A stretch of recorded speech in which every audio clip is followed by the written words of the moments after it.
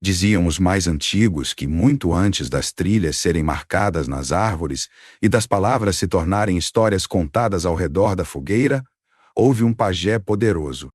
Renegado por sua própria tribo por se apaixonar por uma mulher do povo inimigo, ele viu seu amor ser destruído em chamas. Na noite de seu exílio, clamou aos espíritos da floresta por vingança, e deles recebeu o dom de tecer uma maldição. Nenhum amor verdadeiro floresceria entre os descendentes de tribos rivais. Desde então, o amor entre os povos era temido como presságio de morte e tragédia. As gerações passaram, mas os sinais da maldição persistiam. Toda vez que um sentimento proibido despontava entre dois corações de tribos opostas, a floresta rugia com raios, animais adoeciam, crianças nasciam com olhos tristes. Os caciques ensinavam aos jovens a manter distância dos outros, a resistir ao chamado do coração e seguir o caminho do dever. A lenda do pajé esquecido cresceu como as raízes profundas da selva, invisível aos olhos, mas poderosa o suficiente para derrubar árvores centenárias de esperança. Entre as tribos rivais, os encontros proibidos viraram sussurros de loucura. Mas mesmo com medo, alguns ousavam sonhar. Em noites de lua cheia, podiam-se ouvir cantos solitários vindos do rio, canções de amor proibido que desafiavam os espíritos. Nenhum deles sobrevivia ao tempo. Ou desapareciam na mata, ou eram encontrados sem vida, com símbolos entalhados na pele, marcas da ira ancestral. Assim, o silêncio se tornou o maior aliado da maldição. Em determinado ponto da floresta, onde nenhuma trilha era segura, e os ventos assobiavam como vozes antigas, erguiam-se pedras cobertas por musgos e símbolos esquecidos. Muitos evitavam esse local, acreditando ser o coração da maldição. Mas as crianças mais curiosas diziam que, se você escutasse com atenção, poderia ouvir a voz do pajé chorando. Outros afirmavam que ali repousava o portal para um destino diferente, que só se revelaria aos que amassem com coragem. O nome do pajé nunca fora preservado, talvez por medo, talvez por vergonha. Apenas o chamavam de o esquecido. Mas havia quem acreditasse que sua maldição poderia ser desfeita, caso um amor verdadeiro resistisse ao ódio ancestral e ao peso do passado. Era uma esperança frágil, mas viva. Como uma flor rara nascida entre as raízes das árvores mais antigas, bela, mas ameaçada pela sombra do tempo.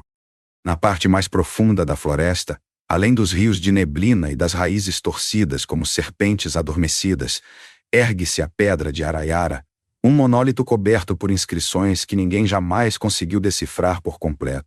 Os anciãos diziam que ela nasceu do pranto de uma deusa esquecida e que em suas veias de pedra escorriam os segredos dos que ousaram amar sem permissão. A cada eclipse, as inscrições brilham em um tom âmbar, como se a própria floresta sussurrasse uma advertência. A lenda afirma que a profecia da pedra de Araiara só poderia ser compreendida por aqueles que tivessem olhos que conhecem a dor do amor proibido. Muitos tentaram decifrá-la, pajés, caçadores, até estrangeiros de outras terras. Todos falharam. Alguns enlouqueceram, outros desapareceram sem deixar vestígios. Por isso, a pedra era cercada por oferendas e respeito. Nenhuma criança podia se aproximar, e os guerreiros passavam diante dela com o coração apertado, como se fossem vistos por algo que ultrapassava o tempo. Cacique Ibirajara. Ela guarda a fúria dos que sofreram por amor. A dor gravada em pedra é dor que não esquece.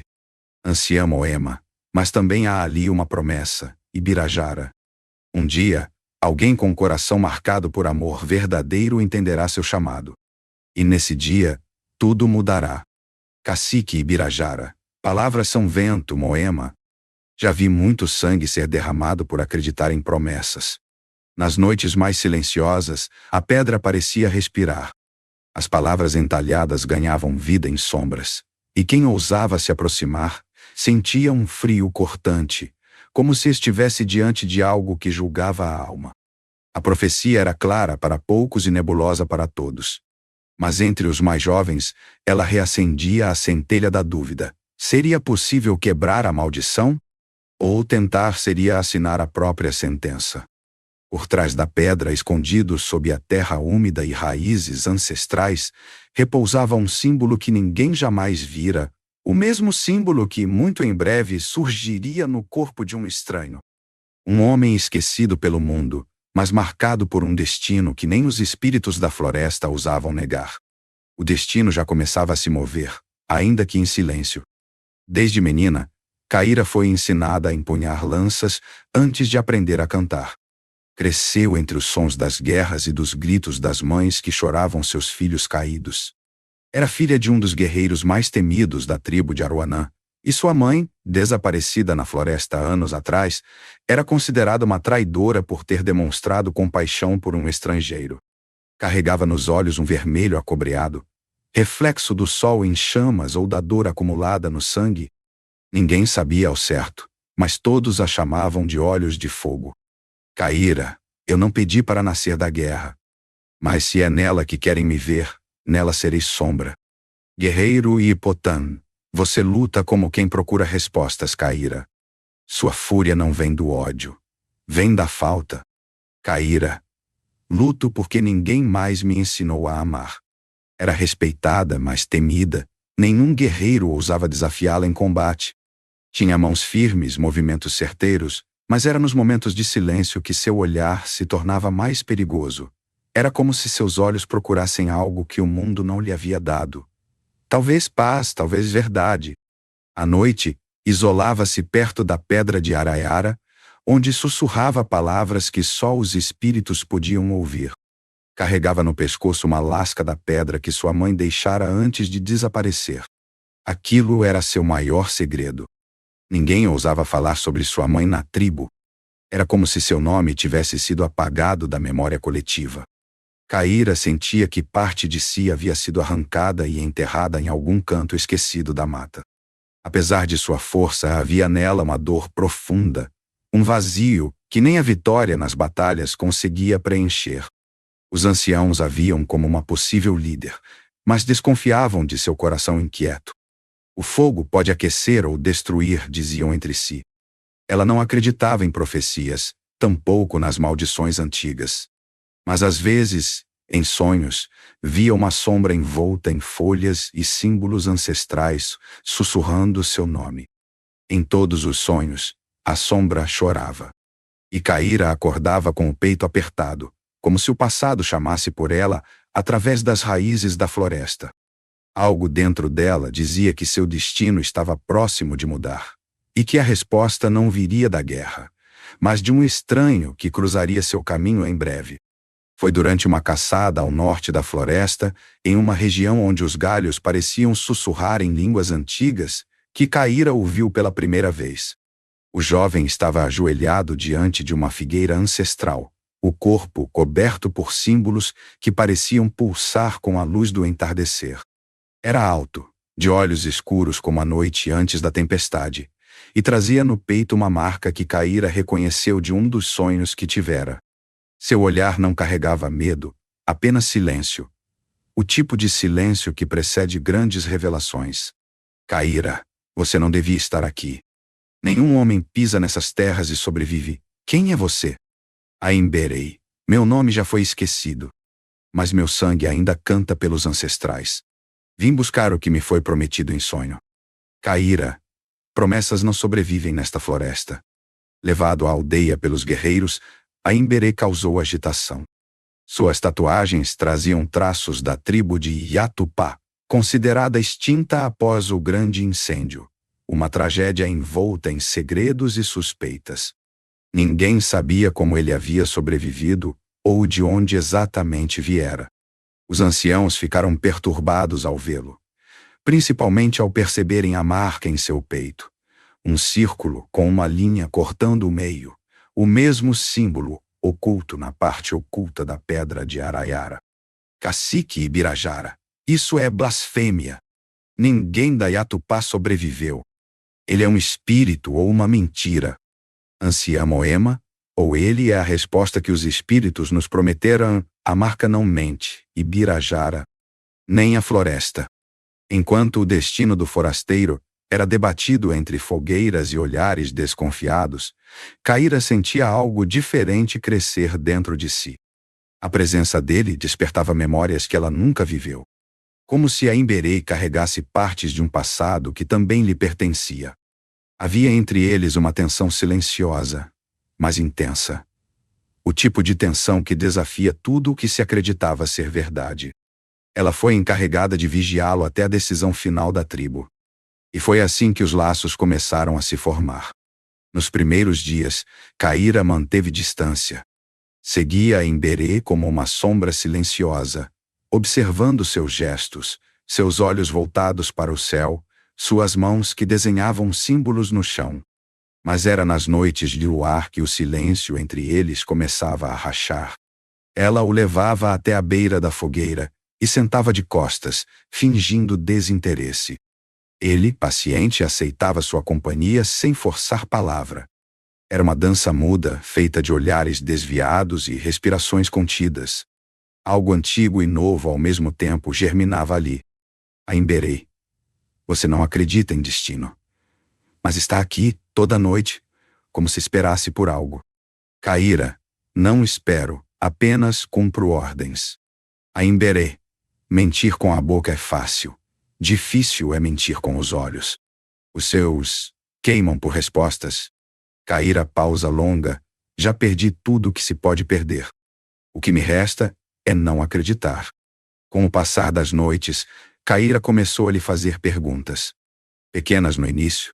Sobre o incêndio que destruiu a tribo dele, sobre os símbolos que tatuava na pele, sobre os sonhos que o guiavam. A Emberei respondia com palavras envoltas em metáforas, como quem sabia que dizer a verdade por completo era como entregar o coração a uma flecha. Mas quanto mais falavam, mais Caíra se via desarmada. Ele falava da floresta como se ela fosse viva e de sentimentos com a mesma naturalidade com que se fala do nascer do sol. Caíra, a floresta nunca me falou, só gritou. A Emberei, talvez porque você só ouviu enquanto estava em guerra. Experimente escutá-la com o coração. Caíra, e se meu coração estiver morto? A Emberei. Então por que ele dói toda vez que me olha? Era inevitável. Os laços começaram a se entrelaçar, invisíveis, mas firmes como cipós antigos. A cada palavra trocada, um pouco da dor que ambos carregavam parecia se dissolver. Ela começou a sorrir. Pequeno, contido, mas real. Ele começou a cantar baixinho, em uma língua que ela não conhecia, mas que a fazia querer fechar os olhos e simplesmente escutar. O amor, antes proibido e temido, brotava ali em silêncio, como a primeira flor depois de uma queimada. Não demorou para os olhares da aldeia perceberem o que antes florescia apenas nas sombras.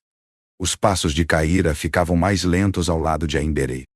Seus olhos, antes guardados como armas, agora tremiam em silêncio toda vez que ele sorria. Os mais velhos começaram a murmurar, e os guerreiros observavam com tensão crescente. Naquela terra marcada por histórias de dor, o amor entre eles não era só uma afronta.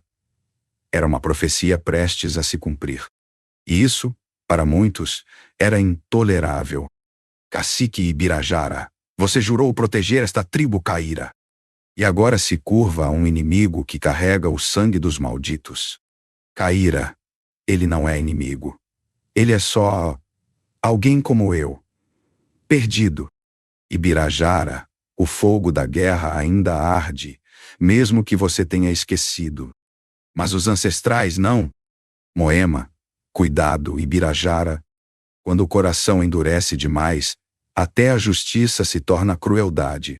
Naquela mesma noite, trovões estalaram no céu como tambores de guerra.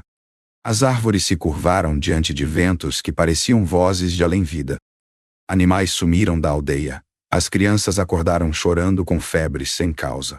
A floresta, antes em silêncio, rugia em fúria. Os anciãos interpretaram os sinais. Os ancestrais estavam em cólera. O antigo pacto havia sido desrespeitado. O amor entre Caíra e a Emberê reabria feridas profundas, e a maldição parecia despertar novamente. Caíra foi chamada diante do conselho. Vestida com um manto de combate, Sentiu o peso de cada passo como se caminhasse rumo ao próprio julgamento. Aimberê, detido na caverna sagrada, olhava para a escuridão com serenidade inquietante. Sabia que o momento chegaria, e dentro de si, sentia a marca em seu peito arder. Não com dor, mas com vida, algo se aproximava. Algo que os anciãos não podiam controlar. Algo mais antigo que o próprio medo deles. Caíra diante do conselho. Se meu coração for um crime, que me castiguem. Mas não confundam medo com sabedoria. A floresta nos vê, e ela sabe a verdade. Ibirajara. Você não é mais uma de nós. Moema com voz trêmula. Ou talvez ela seja a única que ainda é. Na caverna sagrada onde os sons da floresta eram abafados pelo sussurro das pedras, Aimberê sentia a marca em seu peito arder como brasa viva. O calor não era físico, era ancestral. Algo chamava do fundo da terra, como se os espíritos esperassem que ele finalmente se mostrasse por completo. Quando Caíra entrou ali, mesmo sob risco de punição, ele soube. O momento chegara. Era hora de contar a verdade que ninguém ousava dizer. Verdade que sangrava em silêncio dentro dele desde a infância. Caíra, eles vão te matar. Vão me matar também. Aimberê. Então morremos, como parte da cura. Mas antes você precisa ver. Caíra. Ver o quê? Aimberê. A marca do perdão. Com um gesto firme, ele rasgou a túnica que cobria seu peito e revelou a marca, agora incandescente, pulsando como um coração exposto. Era o mesmo símbolo escondido atrás da pedra de Araiara, o mesmo visto nos sonhos de Caíra. Mas ali, diante dela, a marca se transformava. Como tinta viva, desenhava novas linhas que se uniam em forma de dois espíritos entrelaçados. Era o selo do antigo pajé, não de vingança, mas de redenção. Uma marca que, segundo a profecia, só se manifestaria diante de um amor puro, capaz de atravessar o ódio entre os povos. Aimberê. Sou o último dos Yatupá, porque carrego a missão que os outros recusaram. Meu povo caiu por orgulho, e o seu, por medo. Mas os dois foram vítimas da mesma dor, o amor destruído. Eu fui escolhido não por sangue, mas por sentimento. Caíra com os olhos marejados, e eu? O que sou nisso tudo? Aimberê, você é a chave, a guardiã do fogo, e da esperança. Naquele instante, os ventos cessaram. A floresta inteira pareceu prender a respiração. A marca brilhava como lua cheia sobre a pele de Aimberê, e Caíra estendeu a mão, tocando-a com os dedos trêmulos. A energia entre eles era viva, como se os próprios espíritos se curvassem diante da união, que há séculos esperavam testemunhar. Fora da caverna, as chamas das tochas dançaram em espirais, e os anciãos sentiram algo mudar no ar. A maldição começava a se romper. A profecia falava de uma noite em que o céu se fecharia, e a escuridão beijaria a terra. Nessa noite, os espíritos antigos silenciariam, esperando por um gesto que jamais havia sido feito desde o tempo do pajé esquecido. O eclipse total chegou sem aviso, como um sussurro entre folhas. A floresta inteira mergulhou em um silêncio profundo e até os pássaros se calaram. Caíra e Aimberê caminharam lado a lado até a cachoeira sagrada. O mesmo lugar onde, dizem, o pajé chorou pela última vez antes de ser exilado. As águas da cachoeira estavam mais calmas do que nunca, refletindo o céu escuro como um espelho de mundos esquecidos. Eles pararam na beira da pedra redonda onde os antigos faziam oferendas. Nenhum som, nenhuma respiração além da deles. O mundo parecia suspenso. O peito de Caíra tremia. Aimberê segurou sua mão, não com força, mas com reverência. E ali, diante da floresta, diante da dor dos ancestrais e da esperança do que ainda viria, eles se beijaram. Caíra em sussurro, se é pecado, então que o mundo arda. Aimberê, não é pecado, é promessa. No instante do beijo, o céu brilhou em uma luz âmbar, como a das inscrições da pedra de Araiara. A cachoeira, antes parada, explodiu em movimento. As águas jorraram com força, lavando as pedras, as folhas e os séculos de mágoa. A floresta inteira reagiu. As raízes estremeceram. Os animais saíram de seus esconderijos. Um perfume de terra molhada e flor recém-aberta tomou o ar. A própria marca no peito de Aimberê se apagou, como missão cumprida. E em Caíra, uma lágrima escorreu. Quente, viva, libertadora. Os espíritos observaram. Os ancestrais, por um breve momento, sorriram no vento. A maldição não explodiu em fúria. Ela se desfez como neblina tocada pelo sol. Na aldeia, os anciãos sentiram a mudança. As crianças acordaram sorrindo. O cacique, em silêncio, caiu de joelhos. A profecia havia se cumprido. O amor, enfim, havia atravessado a guerra, o tempo, o medo e vencido. Na manhã seguinte ao eclipse, a floresta despertou diferente. O ar estava mais leve, como se as folhas respirassem alívio. As águas da cachoeira, antes turvas por séculos de rancor ancestral, agora corriam cristalinas. Por toda a aldeia, os mais velhos tocavam o chão com as mãos, sentindo a pulsação da terra, como um coração batendo pela primeira vez. As árvores, cujos galhos secos haviam deixado de dar frutos, floresceram com cores nunca vistas.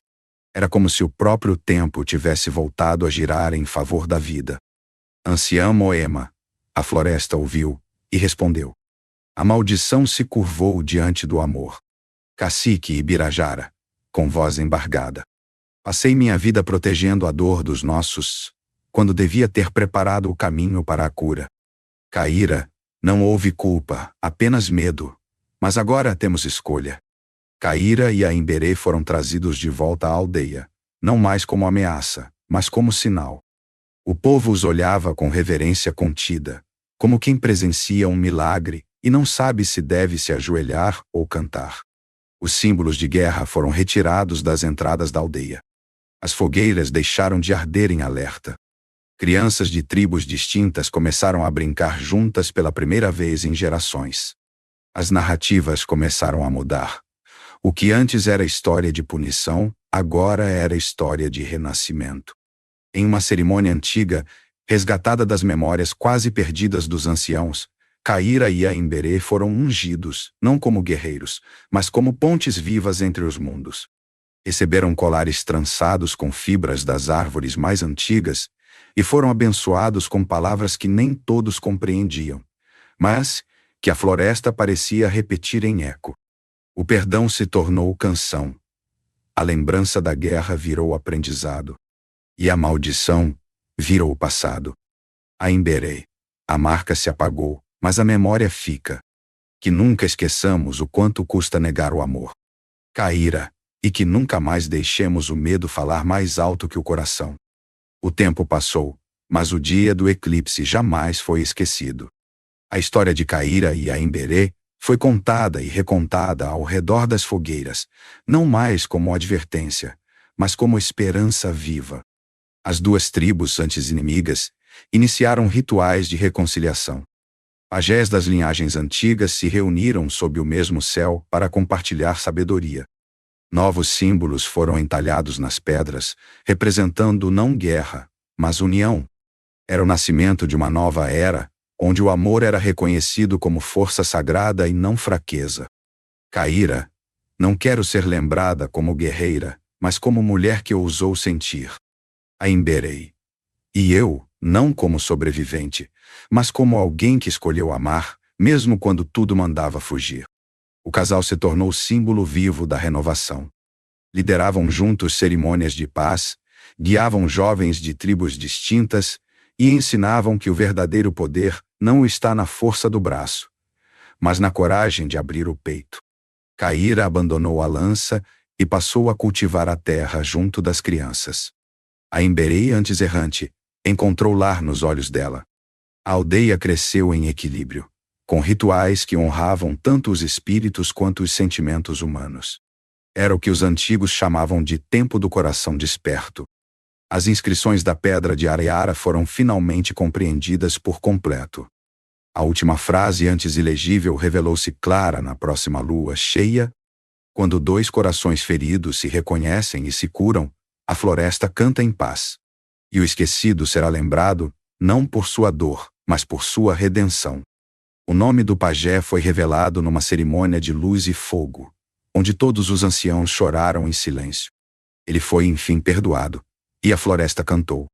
Moema aos mais jovens, lembrem-se, amar é o ato mais valente. Que Caíra e a Emberê não sejam lenda, mas espelho. E ali, sob o céu limpo, diante da pedra agora clara, os povos cantaram juntos pela primeira vez.